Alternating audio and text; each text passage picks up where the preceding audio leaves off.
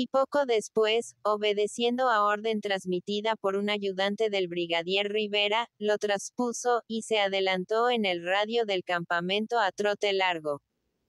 Todos observaban con atención, preocupados al parecer con la frase que un soldado había murmurado irónicamente en medio de un gran silencio.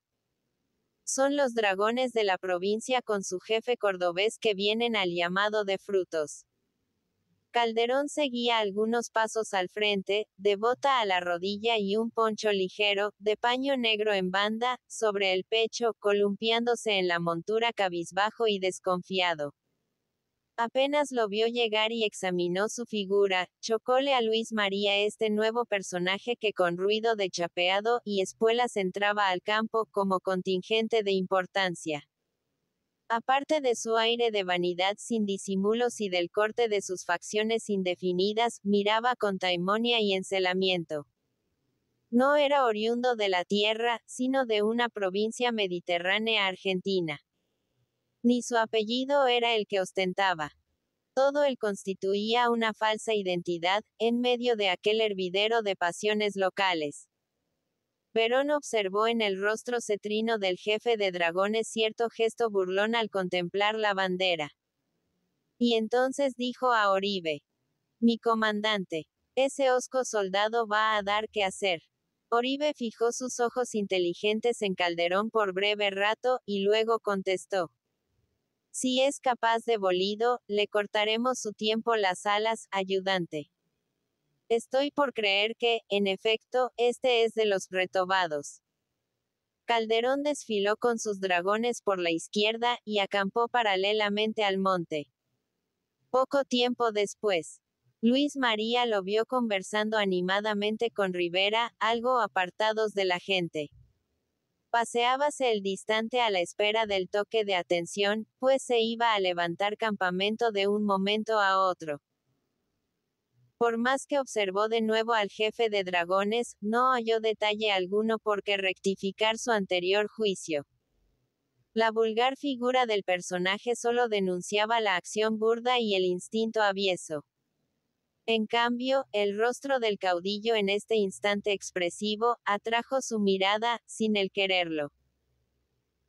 Parecióle que aquellos ojos oscuros, y pestañas pobladas, habituados a mirar en el desierto, a percibir de un golpe todo lo que se agitaba en la soledad inundada de luz y oreada por el pampero cual si para ellos fuera el ambiente un inmenso espejo reflector, tenían con el alcance del ojo de buitre el poder virtual de los que leen en la intención.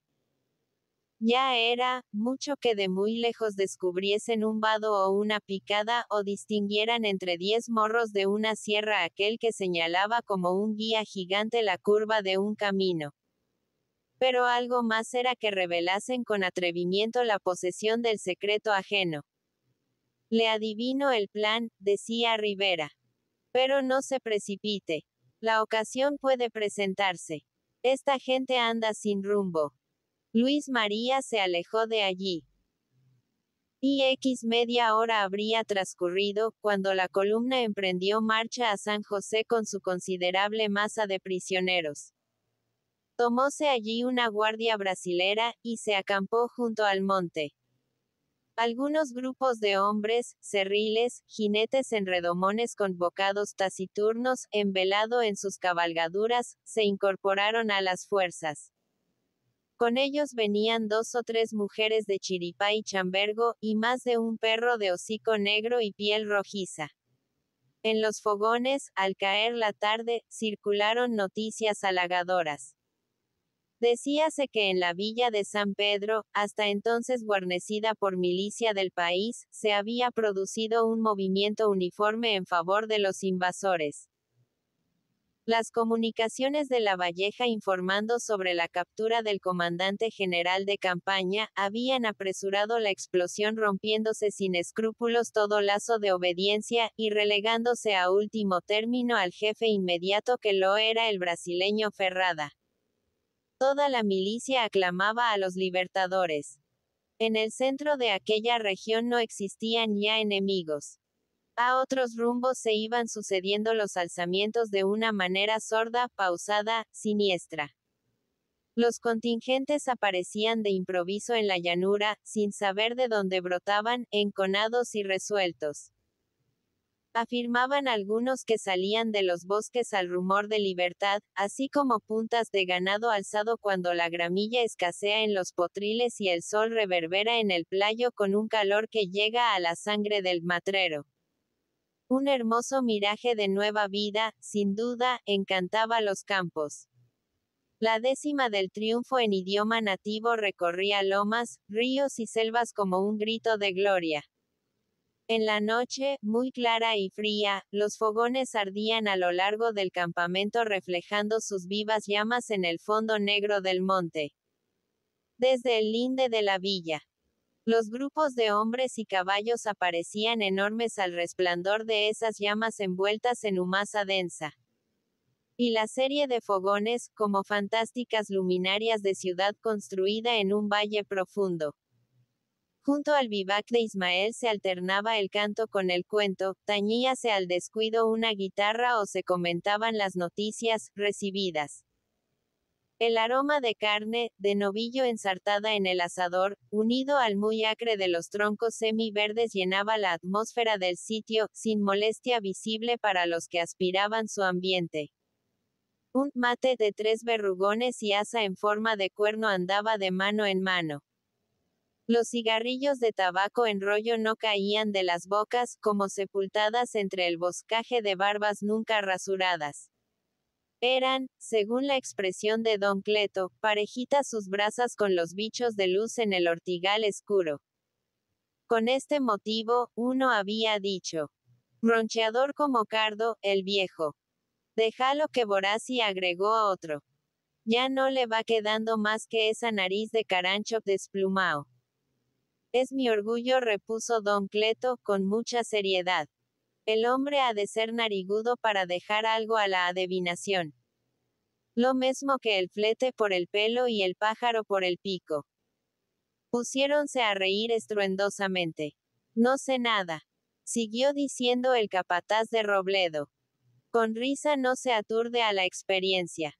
Y dejando de chiflar por puro gusto, más valiera pedir una cosa de sustancia. A pedirla voy por Cristo. Reinó el silencio. Las miradas se fijaron en el viejo, con aire de curiosidad. Sin despreciar a Naide, añadió don Cleto, no hay aquí más que un cantor. El que tiene la guitarra. Lindo fuera se negara cuando pide la reunión.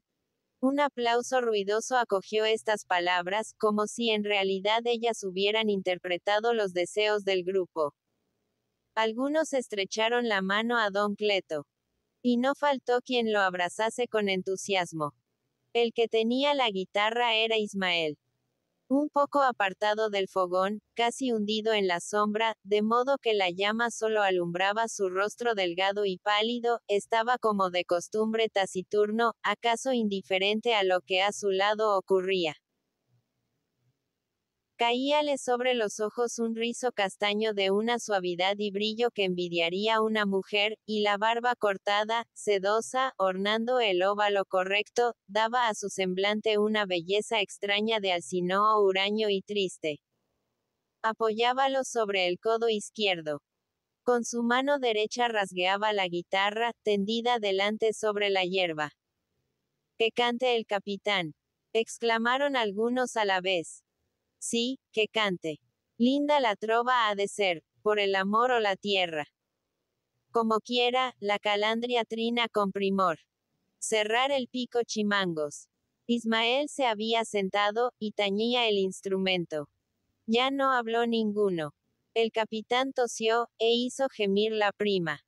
A poco, alzóse su voz de timbre claro y vibrante, tan pura y fresca que parecía disputar a las cuerdas el encanto de sus ecos. Y cantó de esta manera. Cayó un día en mi guitarra un ramito de cedrón. Y al latido de la entraña en las cuerdas tremuló. Vino el ramo de una moza toda, puro corazón. Y en la noche de ese día otra flor ella me dio. Fue un godo mal querido sabidor de mi ventura. Y entre sombras como fieras nos trenzamos a facón. Cayó el godo mal herido envasado en el riñón. El sarnoso tuvo cura, mas la moza se murió. En un cajón la acostaron, sobre piedras la pusieron. El cuerpo bajó gritando por sus ojos de lucero.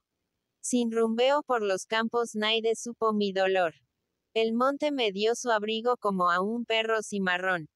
Perdíanse en el bosque los sones plañideros, y todos permanecían en suspenso. Tal vez el trino de algún ave insomne contestó el lamento. Pero las bocas quedaron mudas en torno del vivac.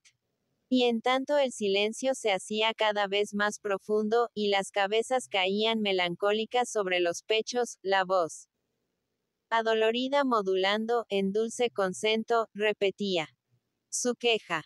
En un cajón la acostaron, sobre piedras la pusieron. El cuervo bajó gritando por sus ojos de lucero. Sin rumbeo por los campos, nadie supo mi dolor. El monte me dio su abrigo como a un perro cimarrón, luego, la guitarra cayó en tierra, gimiendo. Ismael estaba lívido, con un brillo de fiebre en las pupilas, el labio temblante. Torvo el ceño. Cuando encendió el cigarro, su mano, estremecida, sembró el suelo con las chispas del tizón. Después dijo, como abstraído, sin duda aludiendo al recuerdo. Parece mordedura de un gusano venenoso. Don Cleto, que había escuchado casi en cuclillas con la larga barba enroscada en la mano a manera de manija de chicote y el codo firme en la rótula, exclamó.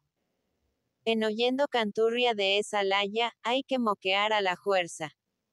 Después vengan alardeando que es más gustosa una clarinata del alba. Uno se amostazó, murmurando con enojo. Nunca falta un güey trompeta. ¿Qué? Venía a ponerme el yugo. No soy de rumiar, ni cabestrear como otros que van de la soga, replicó el viejo encorvándose de súbito, como si la frase le hubiese dado en la chilladera. ¿Y a qué santo es el mangrullo? Preguntó más hosco su interlocutor, que no era otro que Ladislao. A San Frutos, dijo don Cleto, temblándole el barbijo, del viento de la cólera. Muchas veces vide al zorro desatar un mancarrón de la estaca y tirar de la huasca hasta arrollarla toda en la cueva, y en cuanto hocicó el animal trozarla a diente fino dejándole tan solo el bozalejo. Pero nunca he visto que el coludo haga hocicar al matrero por el gusto de enredarlo en su mismo maneador. Ladislao se levantó de un salto, iracundo, volviendo el mango de hierro forrado en cuero de su rebenque. Yo no soy de los que van al fogón del brigader. Siguió desahogándose el antiguo capitán, todo encogido y nervioso, con el chambergo en la nuca y los dos brazos en continuo movimiento. Para fogón tengo bastante con el de mi jefe, cuando guste y quiera. Allí no se juega plata del Brasil, ni se tira la taba por ganao ajeno, ni se manda carnear con cuero por engordar de cuaresma. Sino, vení y chiflame. Como si no tuviese yo conocencia del truje y maneje para un enriedo flor por retrucarlo a Oribe y calentarle las macetas al más comadrero. A la fija te lonjeo. Prorrumpió Ladislao arrojándose con ímpetu sobre don Cleto, con el rebenque alzado. El capataz de Robledo cayó de pronto y se hizo un arco. Pero cuando su contendiente iba a descargar con furia el golpe, un brazo vigoroso sujetó su mano. Obligólo a girar sobre sus talones cual una peonza. Y como efecto del empuje, apartólo temblequeando algunas varas. Al mismo tiempo, este tercero interventor, que era Cuaró, dijo con su aire calmoso. Déjalo al viejo, que es buen amigo. Ismael se había tendido sobre una carona, y cerrado los ojos. Parecía dormir. Ladislao vino a sentarse todo encrespado en su lomillo. Fulgurábanle las grandes pupilas verdes, y tenía trémula su mejilla, de una palidez de muerto. Al sentarse lanzó al teniente, que a su vez se había echado boca abajo, en los pastos, una mirada oblicua, inflexible y dura. Poirot dio una especie de gruñido sordo. Luego, silencioso, desnudó una cuchilla, semejante a cortadera de colmenero, y se puso con ella a picar tabaco. Allá lejos del fogón, hundido en la sombra, de pie y con los brazos cruzados sobre el pecho, Luis María había observado la escena. Acercóse sin prisa, y se sentó en las hierbas. Alcanzáronle el mate que sorbió con lentitud, mirando a todos los semblantes con un aire tranquilo y severo. Don Cleto se fue retirando del sitio poco a poco. Ladislao se levantó al rato, paseóse un momento por allí cerca, como quien vigila los caballos atados a la estaca. Y luego se perdió en las tinieblas, sin decir palabra. Poirot cogió un tronquillo ardiendo, encendió el cigarro y se puso a fumar, casi inmóvil, somnoliento. Ismael se sacudió un instante, puso la mano bajo la mejilla, y siguió en su sueño al rescoldo del vivac. El clarín hizo oír el toque de silencio. Luis María se envolvió bien en su poncho, tendiéndose de costado. Cuando poco después se aproximó el liberto Esteban, lo halló dormido. Reinaba en el campamento una calma completa. Los fogones se iban convirtiendo en cenizales, luciendo apenas uno que otro punto rojizo de brasas agonizantes. Algo de rumoroso como una respiración enorme y confusa se sentía en el aire, en concierto con el triscar y el resoplido de las bestias. Muy temprano, Luis María estiró sus miembros, arreglóse las ropas y fuese a la orilla del río. Había entrado por un sendero estrecho, que al formar con otro, parecido las pinzas de un cangrejo, monte por medio, unía al de su extremo junto al borde del río. El sitio era oscuro y ramoso, cubierto de breñas y enredaderas silvestres al punto de colgar sobre las aguas todo un cortinado espeso de hojas y de lianas de un verde deslucido y ajado por los primeros hielos. Los pálidos rayos del sol naciente abriéndose paso con dificultad a través de aquel tejido enmarañado sembraban la línea opuesta del cauce de pequeñas placas de oro como si cruzasen por una inmensa sombrilla de filigrana. Las plantas acuáticas unidas en gruesa trenza de una a otra ribera, descendían por grados como un pie cauteloso el reducido pero escarpado barranco. Hundíanse poco a poco en el río hasta esconderse en su seno, y siguiendo las inflexiones del álveo iban trazando arcadas de esmeralda para perderse al fin en lo turbio, y reaparecer luego en la otra orilla, cuyo tajo a pique escalaban audaces con profusión de hojas y de guías. El lugar en que se encontraba Luis María era una especie de plano inclinado y sin duda el abrevadero de las bestias montaraces, a juzgar por las múltiples huellas de pies en la tierra, ahora blanda y húmeda. Allí habían recogido agua en sus calderillos o en sus chifles los soldados a primera hora, pues podían observarse rastros recientes de planta humana. También ciertos árboles aparecían chapodados por el cuchillo en lo que fueron sus brazos secos y los altos yerbales que crecían a su sombra estaban estrujados por el rastreo de troncos caídos. A un costado, el boscaje formaba nutrida tapia hojosa, y era como el cancel de un potrerillo que se extendía hacia el fondo del monte. Algunas aves salvajes aleteaban, lanzando notas de alboroto en el fondo de la bóveda sombría. Verón rocióse el rostro, inclinado sobre la superficie, después de lavarse las manos, frotándolas con arena fina. Se enjugó con un pañuelo de seda que llevaba al cuello, y que luego puso a orear sobre las matas. En esta diligencia estaba, cuando voces, para él conocidas se hicieron oír muy cerca, detrás del cortinado del boscaje. Se hablaba allí con animación, informándose pronto Luis María de lo que se discutía. Pues las voces llegaron a intervalos claros y precisos hasta él. Puso atención. Conversaban Rivera y el jefe de dragones. Un tercero, en quien creyó reconocer a Ladislao por el acento, solía intervenir en el diálogo. Yo no sigo con estos pelados, decía Calderón tosiendo bronco, con tono de desprecio. Si he venido es a su llamado, y creyendo que le sería útil para hacerlos entrar en vereda. Bastaba con un amago de carga, a toque de clarín. Pero veo que V se encuentra atado por su promesa de correr la caravana. Y por lo de Borba. Asimismo pienso que no hay razón. V. Ha cedido a la fuerza. La pura verdad, compañero. Fue un retruco de sorpresa, y me pialaron. ¿Qué haría V si viniendo por el camino, muy confiado, se encuentra en una vuelta con gente que va arreando todo por delante? Hacerse el manso y seguir en lo revuelto, lo mismo que si V fuese de la laya. De no, ni para hacer el cuento. Hay que mangonear y resignarse, hasta que aclare. Eso no ha de tardar mucho, a mi parecer. Si los porteños ayudan, la cosa puede pintar. Y entonces deje a la breva que madure, siempre con el ojo alerta. Si no auxilian, la piedra acabará de hacer patitos, y después, al fondo. En este caso cada uno sabrá cómo fajarse y poner cara de hombre sin pecado. Esa conducta trae peligro, comandante. Lecor no ha de ver en nosotros más que traidores, sin que valgan excusas.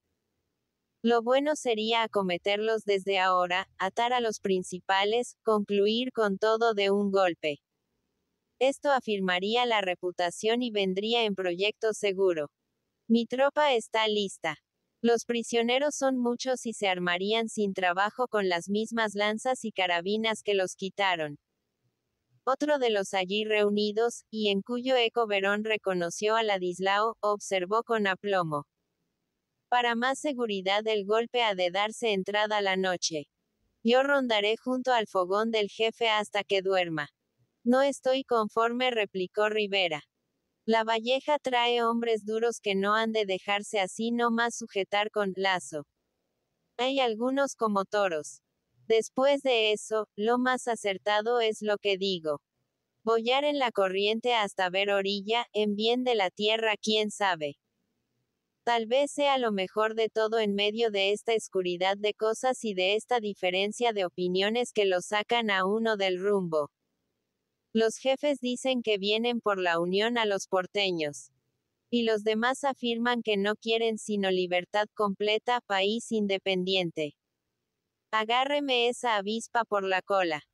El diablo que los entienda. Pero, vuelvo a decir que el asunto es de no exponerse a que lo lleven a uno con los encuentros, y dejar que el tiempo pase. Que él ha de establecer si la lengua, para entendernos todos como hermanos, ha de ser el portugués o la Castilla, y si el gobierno lo ha de formar o no los paisanos. El huevo quiere calor, y recién comienza a sentirse. A esto, respondió el jefe de dragones bajando el tono. Fue lo que dijo ininteligible para Luis María. El murmullo de voces siguió un rato largo, sobresaliendo a veces alguna frase o palabra enérgica. Y al fin se fue alejando con el ruido de pasos, hasta extinguirse en lo intrincado del monte. Perón se puso a andar, pensativo, por el tortuoso sendero de la Picada. Sentía una opresión penosa en el pecho y tristeza en el ánimo. Él había oído bien. No podía haberse equivocado. Primaba en ciertos espíritus la anarquía, el hábito de la licencia, la lógica del cálculo mezquino que suele ocupar en el cerebro el sitio destinado a las convicciones profundas y al ideal patriótico. Rivera se había mostrado irresoluto. Luego razonador, acaso por astucia o por sistema. Pero aquel Calderón, bien lo había él conocido desde el primer momento que pisó el campo, era un matón con ínfulas de cortesano, adorador de los fuertes. Habría que cuidarse de su roce en los fogones. Lo que confundía más a Luis María, era la inmixción de Ladislao en estos manejos, aunque ya estaba él prevenido desde el incidente con el viejo Anacleto y con Cuaró que había presenciado a la distancia. Sin duda alguna, la antigua relación del matrero con Frutos, como él lo llamaba familiarmente, se había reanudado en esos días de un modo estrecho. Recordaba ahora ciertas salidas furtivas de aquel en el campamento, hacia los vivacs del brigadier. y algunas conversaciones misteriosas con milicianos del escuadrón, a las que no había dado el importancia, y que después de lo que acababa de oír, creaban forma a sus sospechas, descubriendo ante sus ojos las hondas disidencias que se incubaban en el campo por acción corrompente y serio peligro de la moral de la tropa. Imponíase la necesidad de seguir los pasos de estos hombres. Respecto a Rivera, el cuidado debía ser menos. Estaba el caudillo vinculado al movimiento por actos graves, cuya responsabilidad no le sería fácil declinar ante un consejo militar. Y de otro punto de vista parecía, por su actitud y sus palabras, conformarse al nuevo ambiente, con esa ductilidad de espíritu y carácter maleable que lo singularizaban entre los de su clase. En la marcha cautelosa de Zorro y en los zigzags del ñandú él había tomado norma de experiencia. Sabía cómo hacer camino, y adaptarse a las inflexiones del terreno, sin despertar desconfianzas ni caer en sus propias heladas. Por otra parte desempeñaba un cargo prominente en la medida de su prestigio, que colmaba su amor propio poniéndolo en condiciones de avanzar, y de elegir partido cuando el bodilla cayese de maduro. En todo esto pensando, a paso lento por el sendero, interrumpido a trechos por retorcidos gajos de muelles y blanquillos que apartaba con la vaina de la espada, firme en la diestra y apoyada en el hombro, llegó el joven a la zona limpia, dirigiéndose a su vivac. En el que le seguía, se encontraba ya Ladislao hablando de pie con un soldado del escuadrón. El diálogo fue breve. Enseguida se separaron. Cuando Ladislao se volvió, encontróse con la mirada fija y penetrante de Luis María clavada en su rostro con una insistencia desusada. El matrero no se inmutó. Saludólo con la mano y se apartó de allí, silbando un cielito. El joven siguió con la vista al miliciano con quien había conversado Ladislao. Aquel atravesó toda la línea de fogones, recostóse al monte, montó a caballo y se marchó al trote en dirección al paso. Entonces Luis María miró en su rededor. Y divisando cerca a don Anacleto, que alisaba las crines de su overo, marchó hacia él y le dijo: «¿Ve aquel hombre que va orillando el monte, rumbo al paso?» «Sí, señor». «Pues va a seguirlo, hasta cerciorarse a dónde se dirige. O por lo menos, si se aleja más de 2 cuadras del campamento». «Y boca cerrada». «Muy bien, mi teniente. Pero en estos campos soy poco vaqueano, y pido permiso para sacar algún vecino regalón como gato de cura, de los ranchos del lao allá de la Cuchilla. Aquel melico tiene figura de aparecido. No es un hombre chico que parece dama Juana con nariz de chile. No, es alto y rubio. Búsquese el vaqueano que dice. Ancina lo bombeo mejor, mi teniente, al reparo del otro, sin que el hombre ventee que lo van ojeando». Y esto diciendo, don Anacleto se puso sobre los lomos, estiróse el halda del chiripá, y tomó un galopito comadrero, arrastrando la punta del maneador. Iba muy grave, orgulloso de la confianza en él depositada, sujeta la lanza en el estribo y cruzado el trabuco en la cintura. Como viese que, a la salida del campamento, su hombre tomara el paso y siguiera su camino sin volver la cabeza, en actitud de gran despreocupación e indiferencia, lo mismo que si se dirigiera a proveer las maletas a alguna casa de negocio, él a su vez sujetó el overo, continuando al tranco, y bajó la lanza. El miliciano mantuvo el paso hasta trasponer la primera loma. Después recomenzó el trote largo. Don Anacleto hizo una vuelta extensa para evitar sospechas, y llegó a marchar en línea paralela, apartado unas 3 o 4 cuadras de aquel. Esta marcha monótona duró algunos minutos, procurando en ella el seguidor desaparecer a trechos en las ondulaciones del terreno, a fin de desorientar al miliciano. De pronto emprendió el galope firme. El viejo arrimó espuelas, sin desviarse, murmurando: «Es al ñudo.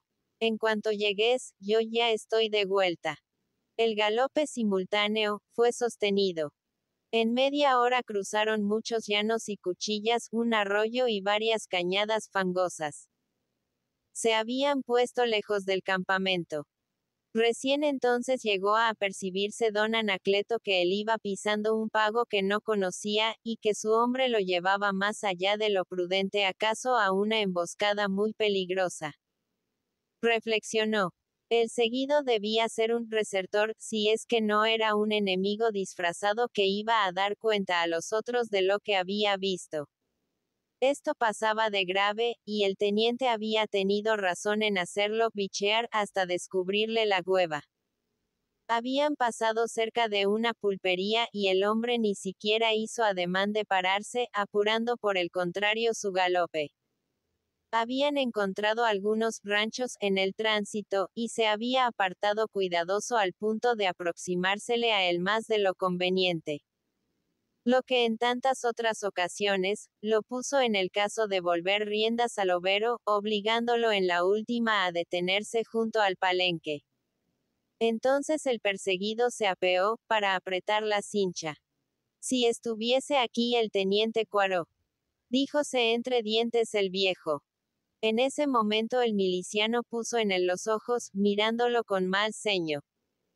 Don Anacleto resolvió en el acto entrarse al rancho que estaba allí a unos pasos. Y haciendo sonar junto a la puerta el sable, dijo, ahuecando la voz: a ver un hombre que sirva de vaqueano en el pago. Y listo, porque tengo orden de afusilar al que se retobe. Apareció en la entrada así evocado, un sujeto ya viejo, muy barbudo, larga cabellera y aire bonachón, cubierto con un poncho verde botella en extremo usado, un chambergo incoloro de alas tendidas y flotantes sobre la melena entrecana, y llevando en vez de botas unas hojotas grandes o sean abarcas de cuero peludo atadas con tientos por encima del empeine, con relleno de bayeta. Las que daban a sus pies la forma de muñones propios para apisonar la guanera de los corrales. Buenos días, dijo con acento manso. Ahora mismo iba a montar para ir hasta el bajo a repuntar la tropillita, porque me han dicho que anda todo revuelto. Si es de su gusto, pase. Aquí está toda mi gente, afligidísima.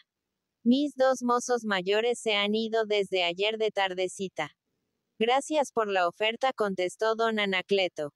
Pero no puedo echarme a sobonear en la hora en que estamos, porque el caso es de pronta resolvencia. Monte y venga apriesa. Rascóse el hombre la nuca, y aunque vacilante, montó en su cabruno. Ya el miliciano había desaparecido del vallecico en que se apeara para arreglar su apero. Si don Anacleto mostróse colérico. Si bien su rostro revelaba cierta íntima tranquilidad. Montó ágilmente, diciendo con el entrecejo fruncido: vamos a apurar hasta el duraznillo, aquel que se columbra en la loma, porque el venao se me pone lejos del tiro. Los dos pusiéronse al galope corto. Para más tampoco daba el cebruno del vaqueano, cuyo arreo guardaba armonía con las prendas del dueño.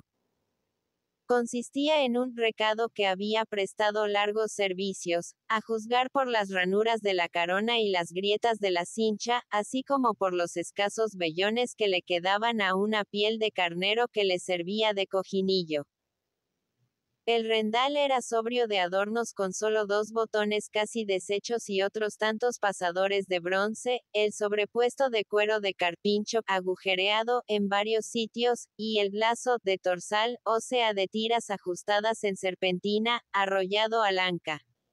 ¿En qué pago estamos?, interrogó don Anacleto con tono de imperio. Estos son campos de Núñez, señor, respondió el guía, suave y bondadoso. Están cuasi encima del distrito de Canelones. Aquella población que se ve allá al costado del Duraznillar es lo de Moreira. A este otro rumbo, como a media legua, va el camino a Guadalupe. Si fuese servido de no llevarme lejos, había yo de agradecérselo con el alma. Tengo a la mujer un poco apestada y un chico con el carbunclo. De llevarlo o no lejos, según repuso don Anacleto. Siento que el daño ande en su casa. Pero preciso que me indilguen en estas alturas que parecen lomo de lunanco, hasta que yo no mire turbio. Si fuese en las cuchillas de Navarro y de Marrincho, naide me ganaba a listo. Los campos por delante aparecían solitarios, regados por una luz esplendorosa, con sus pastos de un verdor intenso. En la loma no se percibía ni una sombra, ni una manifestación de vida. Don Anacleto fue desarrugando el ceño, e invitó a su guía a picar tabaco alcanzándole un trozo en rollo. Para esto, púsose al paso, y entabló conversación, muy unido al compañero, riéndose de los temores de éste, lleno de un aire de protección y valentía que inspiraba respeto. Su voz bronca formaba contraste con la muy atiplada del guía y no menos sus carcajadas ruidosas con la risa comprimida de aquel propia de paisano franco y retozón. Don Anacleto hablaba de sus cosas juveniles. Hicieron alto para dar fuego a un yesquero y encender los cigarros. En tanto don Anacleto acercaba la yesca a una cola que se había sacado de atrás de la oreja, añadió a lo dicho, gravemente. Como le iba relacionando, nunca tuve virtud para el casorio. Siempre fui solito como ombú en despoblao. Y no es que mozas muy garridas no quisieran arrocinarme, sino que era grande la armada. De balde, paisano. A saltitos les hacía la cruz. Para otros es equibebe. Y dígame por su vida como cuántos hijos tiene. El vaqueano atizó el cigarro con la uña del pulgar, y atragantándose con el humo, dijo. 12 y la pava echada. Por Cristo, que avestruz padre. La docena del flaire. ¿Le parece mucho? Para eso andamos en el mundo, amigo viejo, aunque ya medio lisiados. No es mala chuza la que maneja, paisano. A la cuenta todos son machos. Y hembras también, que Dios los cría juntos. Ya se ve. ¿Y cómo se llaman esos pedazos de corazón? Anicasia, Canuta, Jesusa y Nicanora para servirle. Gracias. Han de ser bien formadas y de linda pinta. ¿Y cómo se maneja la doña para vestir a tanto pergeño? Porque la cosa es de asustar a un santo que juece. Rióse el hombre de las ojotas observando. Deberían los hijos nacer con plumas como los pollos. Para que se larguen al primer bolido, a la cuenta. Exclamó don Anacleto retozándole el buen humor por todo el cuerpo. Llegaban en este instante a la cresta de la cuchilla. Desde esa altura la vista dominaba un vasto paisaje, bajo una atmósfera purísima. Los horizontes clareados por el sol permitían distinguir al ojo del campero los bultos que se movían a la distancia, y clasificarlos sin error. A la derecha, sobre la carretera que conducía a Guadalupe elevábase una nubecilla de polvo, distendida y paralela al horizonte, a semejanza de una humaza en el ambiente sereno. Un jinete, que se percibía reducido como un muñeco de plomo, se dirigía hacia ese punto. Del que no debía distar mucho, pues trepaba la aspereza del declive próximo al camino. Los dos hombres se quedaron atentos, en silencio. Aquello era novedoso. Don Anacleto ahuecó la mano sobre la frente, a moda de visera y dijo. Aquel que se va encimando, es el melico que yo seguía. No hay más que el flojonazo me saca el bulto. El vaqueano, que a su vez observaba sin parpadear, exclamó en tono de quien está bien seguro de lo que afirma. Aquella es gente armada, la que se ve por el camino. Arrean caballos a los costados, y van al trotón firme. Mi gente no puede ser. La dejé acampada, arguyó don Anacleto con alguna alarma. Es tropa de Lecor, a la fija la misma que pasó ayer al clarear, por junto a aquel totoral del playo donde hizo la carneada. Una línea negra efectivamente se dibujaba en la loma, por debajo de la cerrazón gris formada por el polvo del camino. Era como una serie de puntos corriéndose hacia el sur con una velocidad no interrumpida de marcha forzada. ¿No será esa la división de Pintos?, preguntó don Anacleto. No señor. El regimiento de Pintos está de firme en Guadalupe, y de moverse lo ha de hacer para Montevideo. El hombre sabe que el viento malo viene de aquí, atrás en donde todo parece que se ha puesto al revés. Y crea que antes de darle cara, se ha de mirar mucho. Esa tropa que vemos ha salido de la plaza. Y al tocar alguna cosa que no ha de haber sido espuma de chajá, se viene reculando como alacrán con la cola entre los cuernos. Un toque a degüello, cerquita, los ponía en desbande. ¿Ha sido militar?, interrogó con gran seriedad don Anacleto. Serví algún tiempo, paisano. Después de Corumbé me recogí a cuidar de mi familia. Ya maliciaba yo que abajo de esa mansedumbre había entraña de dragón, canejo. Y pues que ha olido pólvora lo convido para allegarse conmigo al totoral aquel, a mirar de más cerca a esos mandrias que se van a brincos de Quirquincho derecho a la cueva. No se fíe, paisano. Mire que esos hombres acostumbran ir arreando cuanto animal caballar encuentran a los flancos, y no sería difícil que hubiesen desprendido algunas partidas ligeras a esta parte del campo, donde saben que hay yeguada alzada. Nunca supe que era miedo, exclamó el viejo exaltado. Vamos hasta las totoras sin mirar para atrás. Como quiera, repuso el vaqueano. Don Anacleto remolineó la lanza, y los dos arrancaron castigando. En mitad de la carrera, el guía en voz que denunciaba absoluta calma, prorrumpió, señalando con su diestra el nexo de dos colinas. Por ahí viene a toda rienda una partida echando por delante mis yeguas. Ponga la oreja y oirá el batir del cencerro. Don Anacleto miró, sujetando. 5 o 6 jinetes bajaban ya la ladera azuzando con las culatas de las carabinas y aun con los sables una punta de yeguares. Daban gritos aturdidores, y venían desplegados en arco para mantener los animales en núcleo. Son portugos. Si no, fíjese en esos trajes color de garzamora que traen y en los embudos de hule metidos en la cabeza. ¿Y dónde se endereza?, preguntó bastante demudado don Anacleto. Son muchos esos águilas para aguaitarlos. Es así. Lo mejor sería corrernos por este playito rumbo al talar de aquel arroyo. Si alcanzamos, ni el polvo. Pero a V lo condena esa lanza con banderola y nos van a cargar. Rumbimos, gritó don Anacleto, procurando ocultar su rejón, y haciendo entre los dedos un guiñapo de la insignia. Silbaron 2 balas por el flanco de improviso como una ratificación del dicho del vaqueano. Luego, otra, que picó delante haciendo saltar algunas briznas. Apuraron el galope.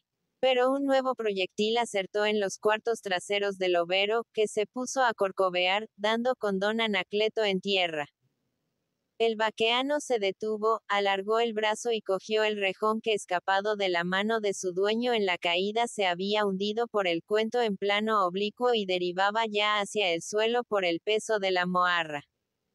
El semblante del guía se había puesto violáceo, cual si un aluvión de sangre inyectara la periferia, y de sus ojos oscuros brotaba un brillo extraño. Su chambergo incoloro flotaba sobre el dorso, y la melena suelta se alborotaba sobre las 2 mejillas crispada y ondulante, dándole un aspecto imponente que aterró a don Anacleto, descoyuntado e inmóvil en los pastos. No dijo palabra. Escupióse en las manos nervioso, empuñó el astil, y revolvió su cebruno, ya sobresaltado por el ruido de los disparos. La yegua madrina de su tropilla, manca de los encuentros, con el vientre casi al ras de las hierbas, jadeante y sudorosa pasó posada, sin fuerzas, a su lado, batiendo el esquilón. Miróla de soslayo, en las ancas, donde llevaba 2 o 3 surcos sangrientos hechos por los sables. Y llegó a arrojar un grito ronco retenido hasta ese momento por el arrebato en su garganta, semejante a la nota de un ave de rapiña a raíz de una pedrada en la cabeza. gruñó otra bala redonda desgarrando a su caballo la piel del cuello. Lo que acabó de ponerlo ágil y saltarín, al punto de tascar el freno despavorido. Él lo cuadró con mano experta, y sin perder los estribos, en los que apenas encajaban las puntas de sus hojotas, acometió echado sobre el pescuezo al igual del toro que busca romper el cerco. La lanza trazó un semicírculo dividiendo al grupo, luego una recta inclinada que terminó en la garganta de un soldado, derribándolo por grupas. Después un molinete, veloz que remató en un golpe de flanco abriendo a un segundo el vientre. Y por último, blandida con furia en un altibajo para ensartar a un jinete de frente y despedirlo lejos de la montura, el hierro marró el bote y el astil se hizo trizas en el arzón sembrando el aire de astillas. Sonaron 2 o 3 detonaciones. El hombre de las hojotas cayó de boca sobre las crines del cebruno, bamboleóse un instante y enseguida se deslizó a las hierbas con un ruido de mole que rueda en un barranco. En medio de su pavura, don Anacleto lo vio caer con 2 agujeros negros en el rostro a ambos lados de la nariz, producidos por la doble descarga de una pistola de 2 cañones, a quemarropa. A uno de los soldados, tendido boca arriba, brotábale como un surtidor la sangre del cuello. Aún así seguía retorciéndose. El otro estaba inmóvil, con el vientre desgarrado. 12 avanzaba la tarde llena de celajes, destemplada, presagiando noche de hielo. El sol descendía, y ya sobre el horizonte sus rayos mortecinos abriéndose paso entre festones de un matiz de perlas, teñían los cires de la opuesta zona de un rosa vivo, tan puro e intenso, que estos semejaban alas de enormes flamencos surcando de través los aires en apiñada batida. Una especie de bruma sutil extensa y colorante, que no era más que menudo polvo difundido en la atmósfera a lo largo de la carretera, denunciaba, desde lejos a los vecinos inquietos la marcha de una gruesa columna de caballería, en realidad venía hacia Guadalupe gran tropel de escuadrones a bandera desplegada. Oíanse a intervalos toques cortos de clarín. Era la fuerza patriota que avanzaba en 2 columnas, precedida por una gran guardia de tiradores y lanceros, y cubierta por una doble línea de flanqueadores que iban a regular distancia del núcleo, guardando entre ellos los trechos de ordenanza. Aquella masa se movía en orden, con rapidez, deteniéndose de vez en cuando breves momentos para rectificar líneas y dar resuello a los caballos. Numerosas tropillas de relevo y reserva se aglomeraban a retaguardia, fuera del camino real, trotando en las praderas colindantes en densas agrupaciones. La hueste revolucionaria se dirigía a Guadalupe, en donde se hallaba el coronel brasileño Pintos, con el segundo cuerpo de paulistas. En la columna de la derecha y al frente del primer escuadrón, marchaban juntos Luis María e Ismael. Poirot iba en el ángulo de la mitad algo separado de la tropa, con la vista fija en el extremo de la columna de la izquierda.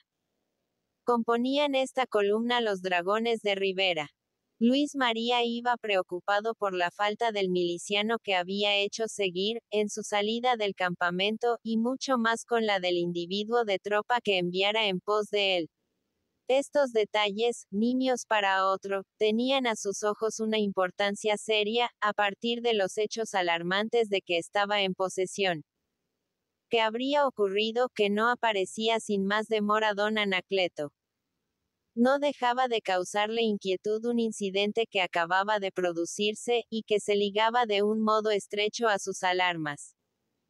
Ladislao había cambiado de filas, yéndose sin pase ni consulta siquiera a las del brigadier, con quien iba a esa hora conversando muy animadamente.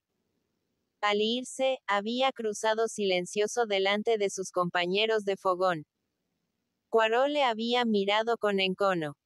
Como al pasar, lo hiciera encogido al punto de similar corcova, en las espaldas, el teniente mal prevenido le había dicho en voz alta y airada: «Ponele un puntal al rancho.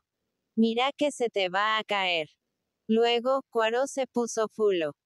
Su cortezuda piel apareció más negra que de costumbre. Las alas de la nariz se le estremecieron varias veces, como si trataran de desplegarse con el venteo de un animal de presa. Luis María llamó la atención de Ismael sobre la actitud del teniente. Cuando Velarde lo observó, Cuaró ojeaba taciturno a Ladislao. Recuerda lo del fogón, dijo.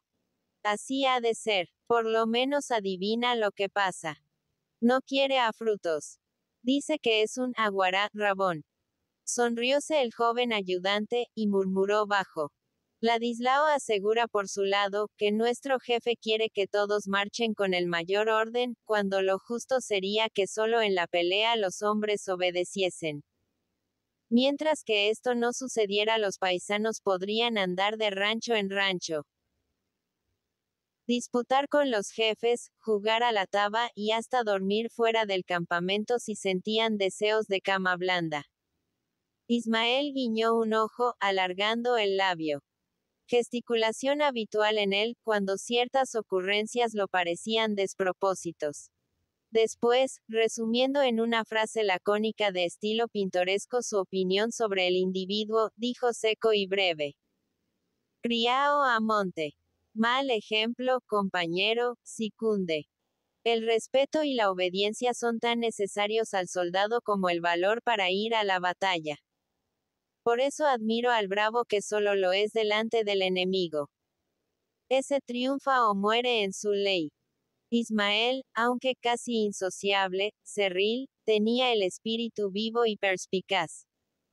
Algunos años de roce con ciertos hombres lo habían hecho un tanto accesible. Las palabras de Verón, si bien no muy claras para él, halagaban su oído como una música extraña. A veces lo dejaban en suspenso. Luego miraba al rostro del joven con un aire de admiración y de tristeza que esparcía en el suyo como un resplandor del instinto inteligente, ansioso de encontrar para manifestarse notas como aquellas de un idioma sonoro. Así lo miró ahora melancólico y huraño. Después murmuró. Por eso, antes no vencimos. Los hombres se juntaban como yeguares cuando el campo se quema, y coceaban al fuego. Ansina morían, rabiosos, pero sin miedo. Nuestras derrotas gloriosas no han sido más que lujos de heroísmo, dijo Luis María. Se peleó sin organización, sin disciplina, sin ideal militar. En la hora de la prueba cada uno daba de sí toda la médula de su coraje, con su sangre o con su vida, pero antes de ese momento supremo, ninguno pensó que un cobarde hábil podía más que 100 valientes imprevisores. Se creía en la pujanza del brazo como en el golpe de una centella. Los briosos paisanos hacían la cruz a los fusiles en son de burla, y se reían de los cañones hasta el punto de enlazarlos de las ruedas. Sin embargo, esos fusiles y esas piezas, que ellos comparaban a las arañas negras cuando se arrastran por el camino, fueron los que inutilizaron su esfuerzo y su denuedo. Acuérdese capitán. Que puede enseñarme el camino del sacrificio y hasta reprenderme si me muestro débil en el día del combate. Acuérdese y diga si eso es verdad. Como que ahora es noche. Contestó Ismael, ingenua y suavemente. Luis María se quedó pensativo, y miró de soslayo la columna de la izquierda. Ismael siguió aquella mirada, y se amorró. Continuaron marchando en silencio. Comenzaba una noche muy despejada, con su polvareda de estrellas y su aire frío como vaho penetrante de cultos abismos. Los soldados se habían envuelto en sus ponchos. Las dos líneas de bultos negros siguiendo paralelas guardaban un promedio de 50 pasos, al trote firme. Entre los prisioneros nadie alzaba la voz. En la columna de la izquierda cierto bullicio sordo como de enjambre se extendía de la cabeza al otro extremo. Los milicianos conversaban, reían, canturreaban, lanzábanse pullas como flechas o entreteníanse en levantar en las puntas de las lanzas algún residuo visible al paso, que luego despedían sobre el escalón delantero a modo de bola perdida. Con este motivo, a veces algún redomón enarcaba el cuello al sentirse rozado en los corvejones y sacudiendo los lomos hería el aire con los cascos, introduciendo el desorden en las filas. Si el jinete lo domeñaba, el elogio circulaba de boca en boca. Si medía el terreno, el ruido del desplome producía una explosión de risas que podían resumirse en una sola y colosal carcajada. En más de una ocasión, se impuso silencio. En la derecha la actitud era distinta. La consigna había sido de observar la mayor compostura. Y a causa de no cumplirla varios hombres fueron remitidos a la guardia de prevención. En caso de reincidencia, debían de marchar a pie con el caballo del cabestro. El comandante Oribe, que era el que había dado la orden, decía que el voluntario estaba obligado por su misma abnegación a excederse al soldado de línea, sin lo cual su desprendimiento sería un acto vanidoso y su virtud guerrera un pueril alarde. El que ofrecía lo más, que era el contingente de su sangre, y aun de su vida, debía lo menos que eran el respeto y la obediencia. La victoria dependía de 1000 voluntades unidas como eslabones, sin perjuicio de la libertad individual relativa que no hacía sino afianzar la unidad de esfuerzo. Otra línea de conducta, solo engendraba un espíritu de insubordinación y de licencia, que al estimular los resabios concluiría por torcer los planes mejor combinados, y por erigir la prepotencia personal en única autoridad respetable. El soldado se debía a la disciplina, como el ciudadano a la ley. Todo esto había dicho a sus subalternos horas antes con firmeza y desenvoltura militar, recorriendo a paso lento las filas. Sus palabras habían hallado eco. De ahí que en el escuadrón reinase el orden. Solo uno se había retirado, descompuesto y arisco, que era Ladislao Luna. El diálogo de Luis María y de Ismael no había sido más que un comentario a aquella arenga en favor del buen servicio. Sobre esta terna se seguía hablando a la cabeza de la columna cuando se mandó un alto de descanso. Todos echaron pie a tierra, no poco deseosos de desperezarse fuera de los estribos con entero desembarazo. Y las bestias resoplaron de contento, sacudiendo frenos y monturas. Uno de los oficiales, el capitán Meléndez, se acercó al grupo formado por Verón, Ismael y Cuaró, diciendo: «Parece que ha habido hoy un pequeño choque de partidas sueltas a este lado del camino, pues los exploradores han visto 3 muertos en el bajo. Enemigos. 2 de ellos. El otro, no se sabe si pertenecía a los nuestros. Aseguran que no debía ser de la milicia. No se encontró arma alguna a su lado, ni siquiera un cuchillo». «¿Viejo o joven, ese muerto?», preguntó Luis María. Hombre maduro, el pelo entrecano, que llevaba ojotas. Le habían acertado 2 balazos en la cara, lo que de lejos hacía creer que tenía 4 ojos. Los otros muertos eran de caballería de línea. Por el uniforme debían de pertenecer a la que está de guarnición en Montevideo. Uno estaba casi degollado, y al otro le habían revuelto en el vientre una lanza con 4 medias lunas, de modo que no le quedase entraña que no luciera al sol, que cornada fiera. Lo particular del caso es que junto al de las ojotas, se vio un astil hecho añicos pero sin rastro de moarra. Se supone que los vencedores se llevaron el hierro para que no sirviese a otro que tuviese un brazo parecido. Luis María se acordó de don Anacleto, que iba armado de una lanza con 4 medias lunas. Los datos, sin embargo, no arrojaban bastante luz. Aun en la hipótesis contraria, resultaría de ello que él no había perecido. Con todo, apresuróse a relatar el incidente que motivó la salida del viejo en seguimiento del miliciano sospechoso, desde San José. Sus compañeros escucharon muy atentos. Y Cuaró dijo: «Mira, el viejo no era vaqueano y sacó un vecino. Al vecino, le hicieron estirar el garrón, y arrearon con el viejo. El que lanceó no fue él, sino el vecino, que había de ser hombre duro.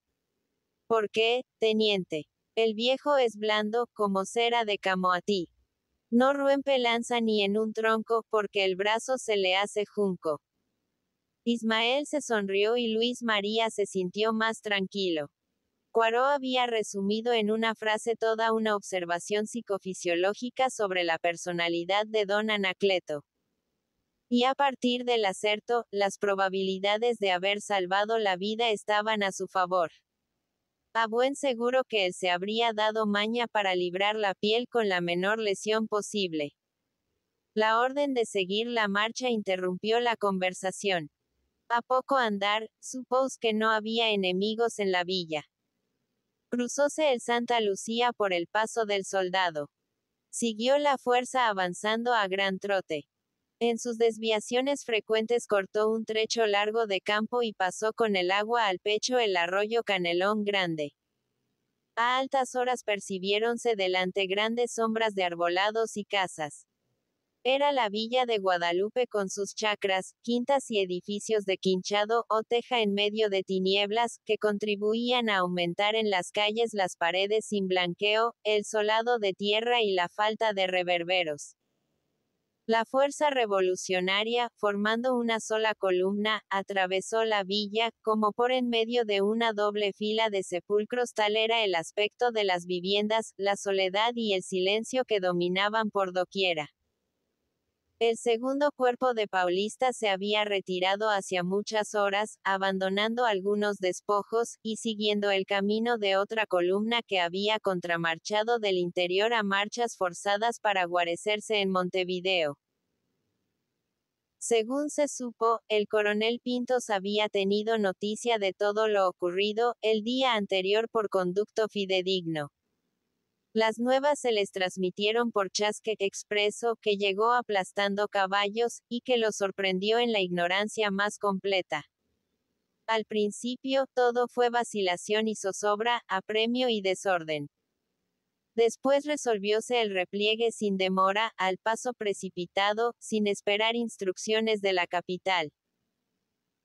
Emprendida la retirada bruscamente, se arrastró lo que se pudo, llevóse por delante las guardias destacadas envolviéndolas en el tumulto, cortáronse los tiros a los vehículos de andar torpe dejándolos en el medio o a los costados de la carretera a modo de estafermos que señalaban en la densa oscuridad el rumbo de la fuga. Y como hicieran sin duda demasiado peso algunas armas blancas y de fuego, fueron con ellas sembrando el terreno hasta muy cerca del antiguo Real de San Felipe, según los partes de la gran guardia que iba barriendo el camino como la primera ráfaga del viento de tempestad que debía rugir contra los muros ciclópeos. Se agregaba que, bajo la impresión recibida, la tropa se había hecho un hacinamiento, al punto de ordenarse muy tarde en escalones.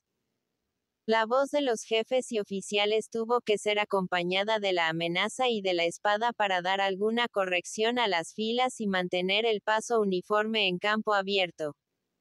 El coronel Pintos en un arrebato, había hablado de fusilar. Entonces la insubordinación y más que eso el pánico que iba tomando creces, fue dominado en parte a pesar de la hora, del aislamiento y del peligro cercano. El regimiento se alejó a tropezones, ocultando en las tinieblas el rubor de su desmoralización. Venían las primeras luces del alba, cuando la división revolucionaria acampaba a orillas del Canelón. Se habían adoptado resoluciones importantes. Los dos jefes principales con la masa de prisioneros, debían contramarchar al interior, y para distintos puntos otros subalternos, que gozaban de prestigio en sus respectivos distritos. La villa de San Pedro fue designada como punto céntrico de reuniones parciales, que debía presidir el brigadier Rivera. Y las nacientes del Santa Lucía como sitios a propósito para el cuartel general de La Valleja. De este modo la fuerza a la ofensiva quedaba reducida a 100 hombres, escogiéndose al efecto 50 voluntarios al mando de Oribe y otros tantos de los ex-dragones de la provincia. Eran sus armas la carabina, la lanza y el sable, distribuidas convenientemente. Acordóse que, una vez frente a las murallas, Calderón dirigiría en jefe, quedando el comandante Oribe de segundo. Se extrañó esta resolución. No se quería en las filas al ex jefe de dragones. Pero, se dijo que había sido adoptada a su gestión del mismo Oribe. Y este detalle, acentuando la personalidad del que hasta ese momento venía posponiendo las satisfacciones vanidosas y los egoísmos irritantes al bien de su causa y del país, selló todos los labios.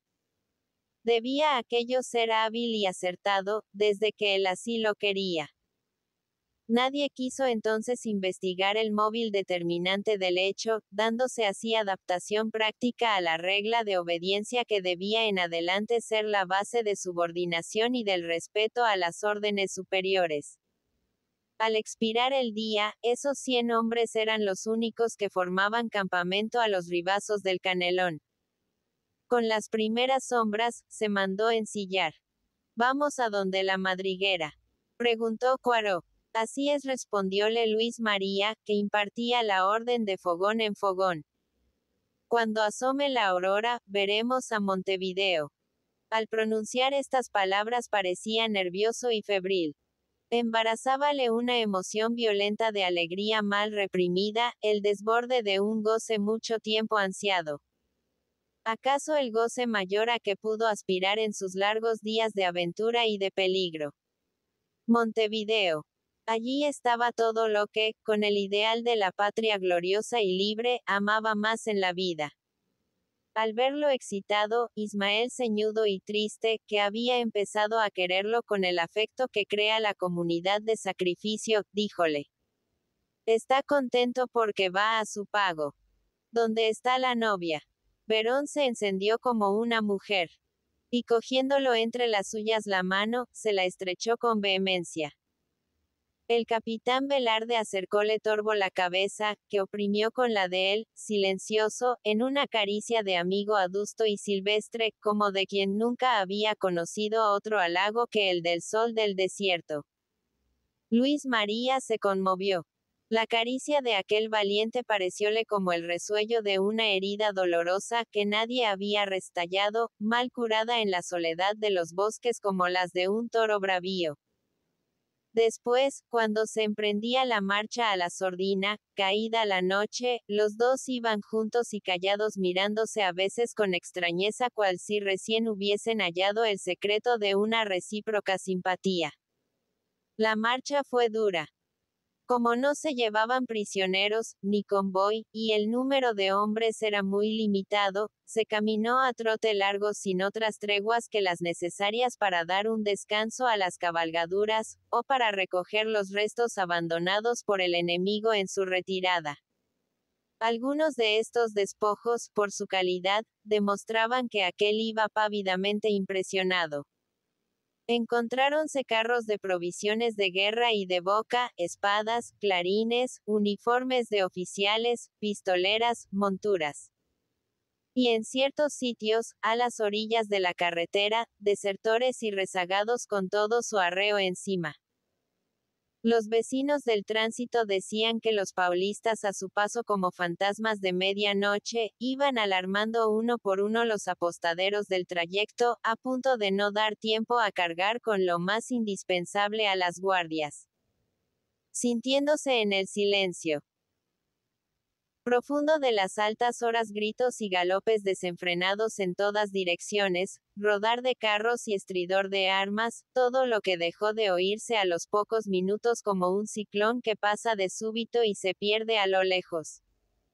Entonces, Oribe dijo a sus oficiales y soldados: «Mañana enarbolaremos la bandera en el Cerrito, sitio de tantas glorias. Y cambiaremos balas con los opresores de nuestra tierra».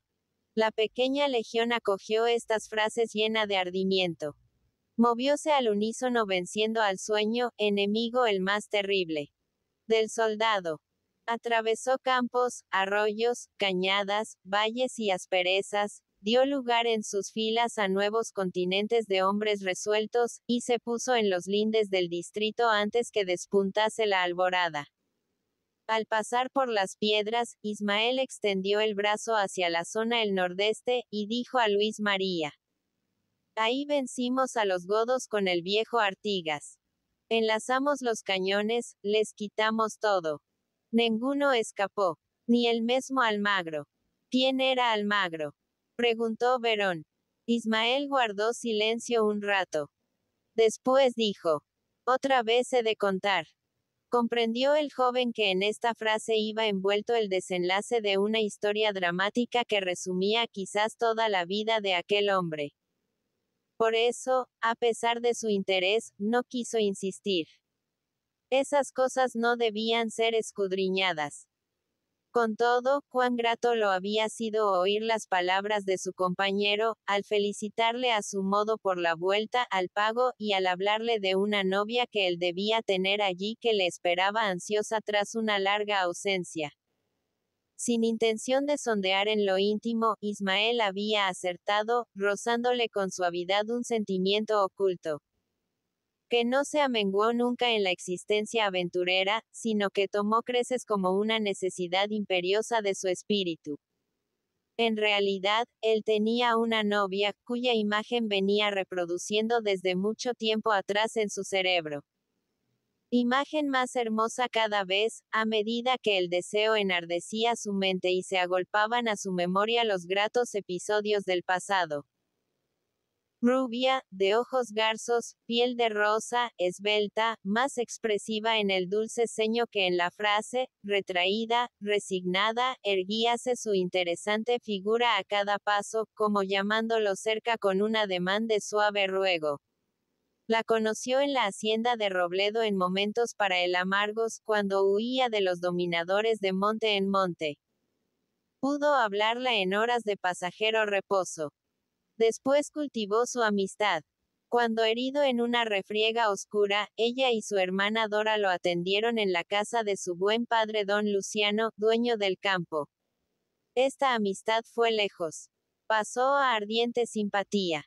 Aún no estaba restablecido el día en que aparecieron en el campo los brasileños, que se llevaron a Robledo y a su hija Natalia. Aquella nata que había puesto vendas en sus heridas, velado su sueño, oído sus delirios, atenuado sus dolores y héchole pensar en los deliquios de la aventura. Se acordaba el bien. Con su padre preso, acaso por su culpa fue la hija. También la negra Guadalupe. El teniente Sousa había usado, de una conducta correcta con todos, a pesar de los antecedentes que de él lo habían separado en la paz y en la guerra. Cumplió sus deberes de soldado con modales corteses, atento, sin rigor. Y esto le hacía halagar la esperanza de que el viaje de la estancia a Montevideo se hubiese hecho sin tropiezos ni sobresaltos. Desde aquel día nada había sabido. Ahora que marchaban en ese rumbo, el de las Manchas del Sur, que tanto conocía, avivábanse sus memorias y latía con fuerza el corazón. Iba hacia donde estaban su hogar, sus padres y su amada. A los lugares de su niñez y juventud primera con sus caseríos de teja roja, sus calles de laberintos, sus plazuelas sombrías, su puerto sembrado de velas y de mástiles y su cinturón de granito lleno de almenas y cañones. Y pensando que era mucho su gozo por solo volver del interior de la tierra después de tantas contrariedades, imaginábase que sería acaso mayor el de otros que habían luchado más que él y que llegaban de otro país, sin recordar en esta hora de sacrificio las comodidades que dejaban en la opuesta orilla. Así cavilando entre las excitaciones nerviosas de la marcha nocturna, alzábase ante su vista a pocos pasos el bulto de su jefe, que trotaba firme, silencioso, envuelto en las tinieblas como insensible a la fatiga y al sueño. Este era uno de los que había traspuesto el río y despedido las naves al volver a pisar el suelo nativo. Venían de lejos en busca de la tierra, del agua y del fuego sin cálculos ni miedos, ellos que fueron siempre los valientes en la derrota y en la victoria, porque siempre pelearon 1 contra 20 sin pedir tregua ni perdón. Dignos de mandar y de ser. obedecidos, que eran los sacrificios de los jóvenes a la sombra de su heroísmo, consagrado por la tradición oral y el amor de la raza oprimida. Apenas un eco débil en el grande esfuerzo anónimo. Y al observar a su jefe erguido, avanzando en línea recta, como si fuese acaudillando innumerable hueste, rumbo a la plaza formidable que encerraba millares de hombres y un centenar de cañones dentro de sus muros, con la intención de retarla a duelo, su cabeza ya debilitada por el insomnio empezó por creer que detrás venía en realidad toda una legión invencible, en vez de un grupo de 100 jinetes bamboleantes en los estribos. El trote pesado de las cabalgaduras somnolientas parecióle extraño galope de hipogrifos. El ruido sordo de los cascos en el suelo, el rodar de artillería de sitio. Una que otra voz ronca en las filas, algún son de trompeta precursora de ataque. Y cuando vino el alba sin nubes a descubrir los horizontes lejanos, y vio a un flanco enhiesto en la ribera al cerro a modo de gigante taciturno con manto de hiedra y corona de granito, y allá en anfiteatro reclinada en las arenas la plaza fuerte con sus altas murallas negras, llegó a apercibirse que estaban en la cima de un montículo cubierto de cardizales y taperas. Un escalofrío recorrió todo su cuerpo, y se le escapó un grito indefinible.